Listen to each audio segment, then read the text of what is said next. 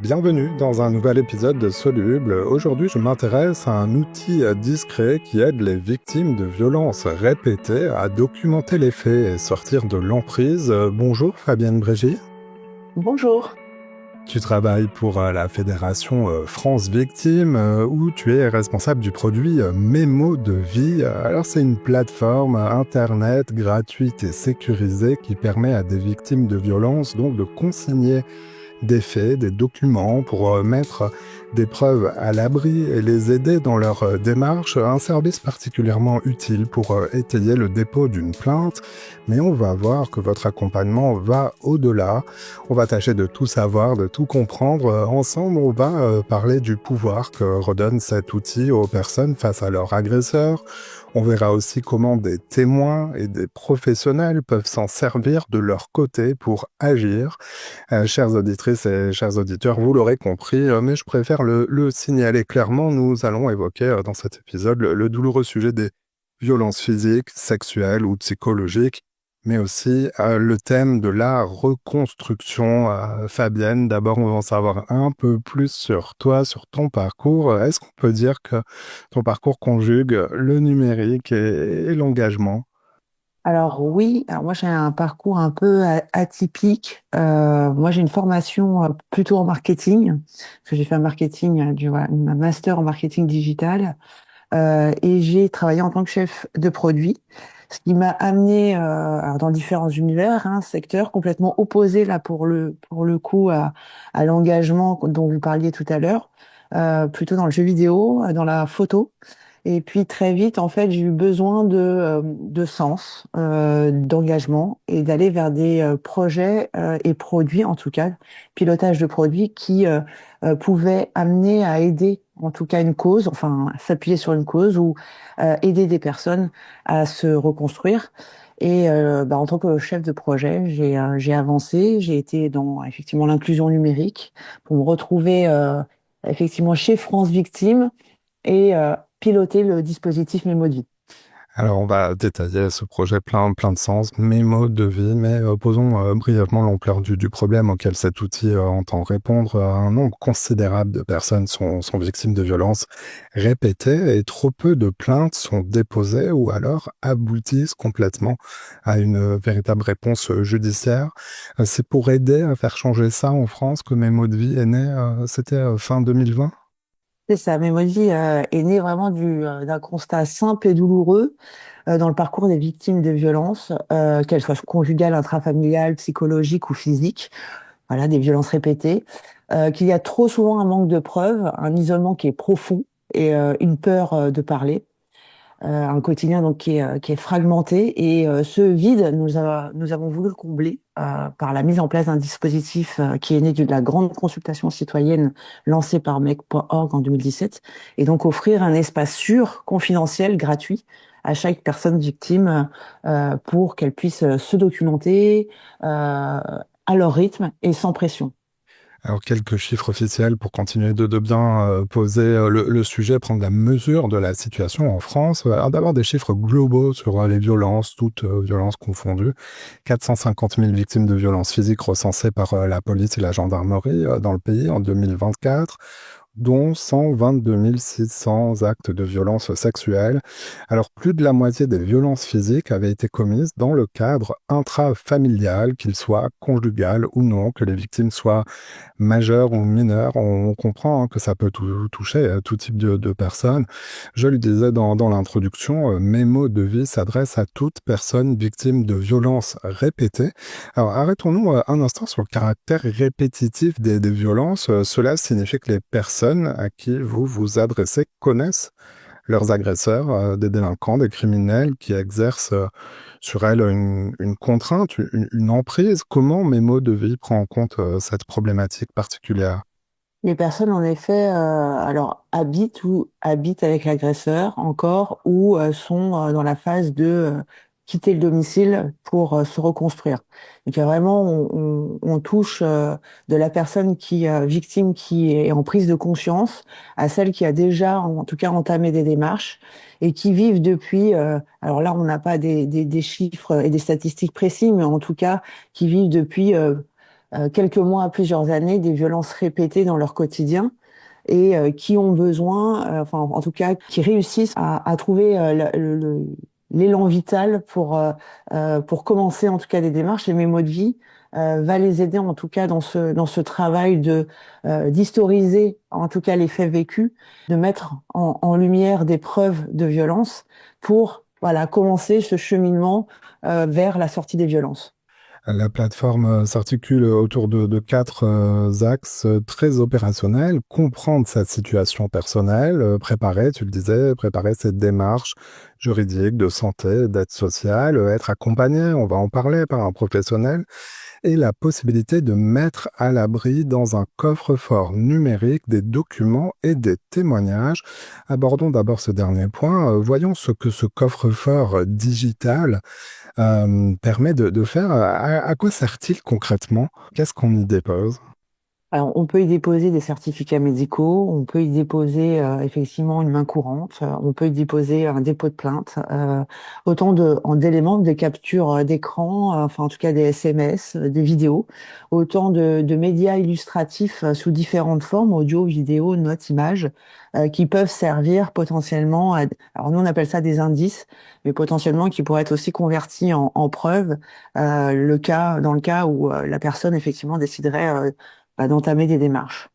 C'est ce que j'appelais documenter sa situation, donc réellement avec des documents, des preuves. Alors, Mémo de vie est un outil gratuit. Il suffit d'un email pour s'inscrire.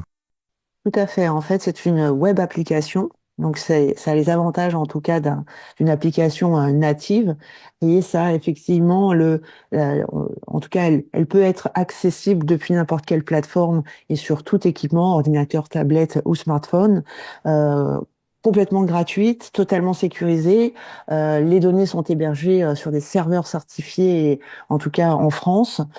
Chaque utilisateur ou utilisatrice peut consigner des faits via euh, une adresse, euh, une adresse mail, un mot de passe et un code sécurisé à 6 chiffres, et enregistrer donc des témoignages, stocker des documents, des photos, des captures d'écran.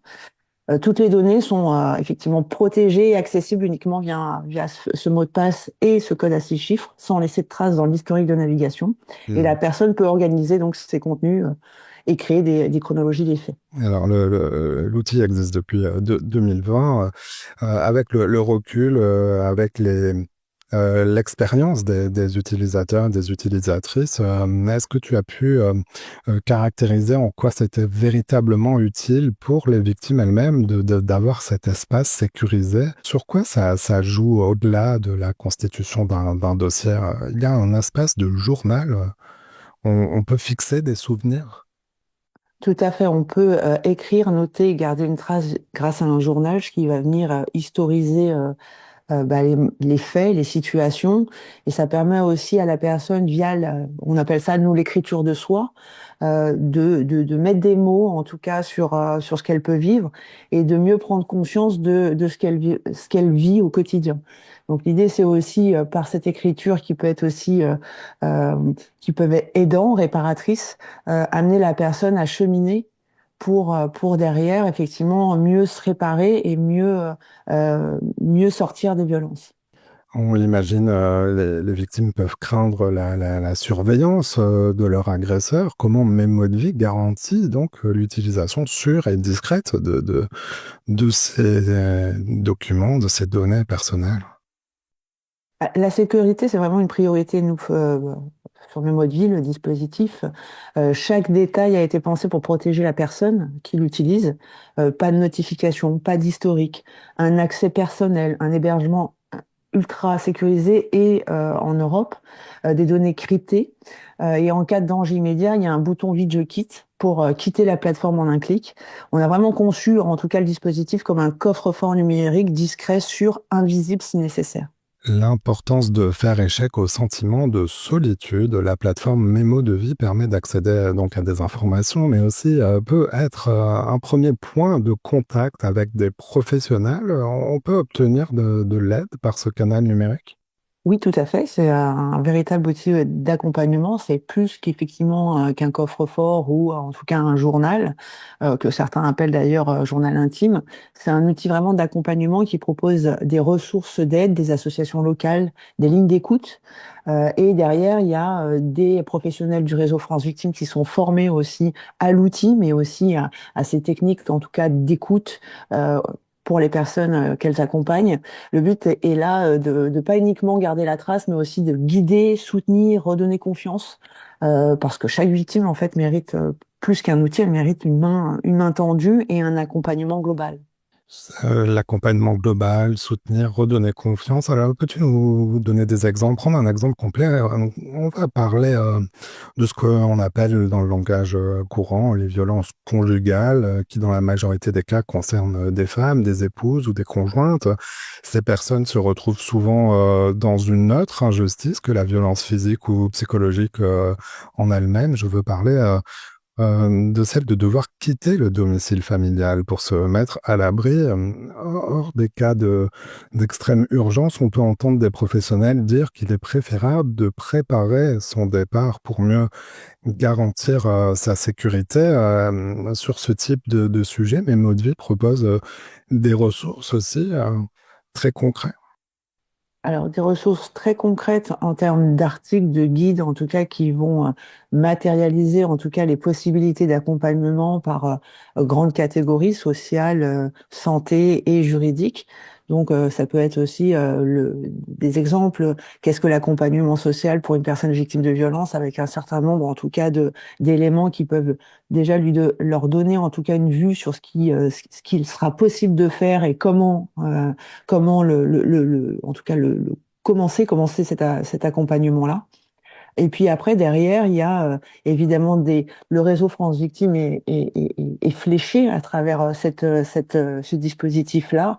Donc la personne a la possibilité, euh, via un formulaire qui est en ligne, en fonction de son besoin, en tout cas, d'être écoutée déjà dans sa première approche par le 116 006, qui est la plateforme d'écoute de France Victime, et ensuite en fonction de son lieu d'habitation et de son besoin, elle sera réorientée vers les associations France Victimes partout sur le territoire national. Il y a d'autres aussi également, voilà, numéros qui sont disponibles depuis la plateforme, notamment en fonction du profil de la personne et de sa typologie de violence. Et donc ça rejoint aussi effectivement le même principe que le 116 006. Ce sont des plateformes qui après, effectivement, en fonction des besoins, vont réorienter pour un accompagnement plus spécifique. Je le disais brièvement tout à l'heure, des proches de victimes peuvent se servir de mémo de vie pour venir en aide à une personne de leur entourage. Comment ça marche? Il s'agit de proposer le même support pour là aussi peut-être documenter des faits? C'est tout à fait le même support, c'est une autre entrée. Donc, à la connexion, il y a un choix qui est fait entre je suis une personne victime et dans ces cas-là, elle rentre dans son parcours, et une autre entrée qui est pour les proches témoins. Et là également, elles ont accès à un journal, à un coffre-fort numérique, donc via mes documents, et elles vont pouvoir aussi consigner de ce qu'elles peuvent entendre, voir quand la personne n'est pas prête à engager des démarches ou à engager en tout cas une mise en action. Le témoin peut lui aussi, voilà, à son tour, lui euh, être le témoin, voilà, encore une fois, le témoin de ces violences et consigner des choses. Et donc le produire, le donner à la police, à des avocats, à des Oui, professionnels. oui, Il y a tout un écosystème que la personne, l'utilisateur et l'utilisatrice contrôlent, hein. C'est pas donné à la police sans l'accord. Si j'ai bien compris, c'est par sa propre volonté qu'on peut tout partager à ces fait. documents. Mémo de vie est un outil citoyen, mais il est reconnu par les autorités en France et notamment le ministère de la Justice. Avec quels professionnels travaillez-vous en dehors de la sphère associative? Comment les professionnels peuvent-ils s'emparer de cette plateforme? Alors nous, on fait énormément de diffusion, que ce soit via des kits de communication à travers les différents grandes disciplines juridiques, l'accompagnement social et la santé. Et évidemment, on travaille avec le ministère de la Justice, mais aussi avec le ministère de l'Enseignement supérieur et de la Recherche. On travaille également on a gagné un appel à projet interministériel et on travaille notamment avec le secrétaire d'État chargé de l'égalité homme-femme. Donc c'est à travers effectivement notre reconnaissance auprès des institutions publiques et à travers aussi le maillage et la diffusion locale auprès des professionnels de terrain qu'on fait connaître en tout cas mes mots de vie. Et derrière, nous, au-delà des supports de communication qu'on diffuse, on fait aussi des ateliers de prise en main et de prescription à l'outil régulièrement tous les 15 jours en visio ou parfois en présentiel. Ça nous arrive de nous déplacer aussi sur les territoires ou lors d'un événement clé pour continuer à diffuser et à faire entendre en tout cas que l'outil existe. Et ça marche, ça fonctionne et ça se déploie dans le temps. À la date de cet épisode, plus de 7000 comptes sont actifs à ce moment même. 60 000 témoignages ont été recensés et peut-être le plus important dans l'interaction, déjà 5 000 prises de contact effectuées pour sortir de cet isolement parfois et entamer donc une reconstruction. Le projet de Mes mots de vie est porté, on le disait, par la Fédération d'associations France Victimes. Comment les citoyens qui le souhaiteraient peuvent-ils aider? Ils peuvent contribuer par des dons financiers, mais peut-être pas seulement. Pas seulement en parlant de l'outil, en prenant cette question effectivement des violences à cœur et en ayant un regard bienveillant et de diffuser aussi cet outil-là au plus grand nombre. Alors nous, on a aussi des réseaux sociaux, on est inscrit sur une dynamique effectivement de maillage de l'information via notre nouvelle page d'accueil qui présente un certain nombre d'éléments et qui nous permet d'être reconnaissable auprès de ces publics-là. Donc l'idée, c'est de vraiment s'en saisir et de le partager pour que ce soit effectivement utilisé par un plus grand nombre.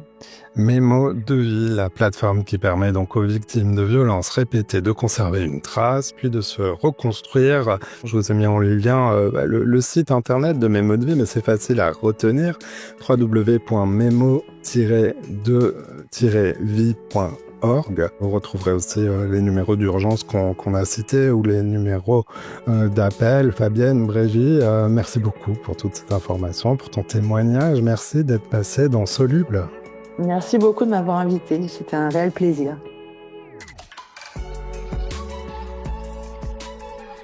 Voilà, c'est la fin de cet épisode. Si vous l'avez aimé, notez-le, partagez-le et parlez-en autour de vous.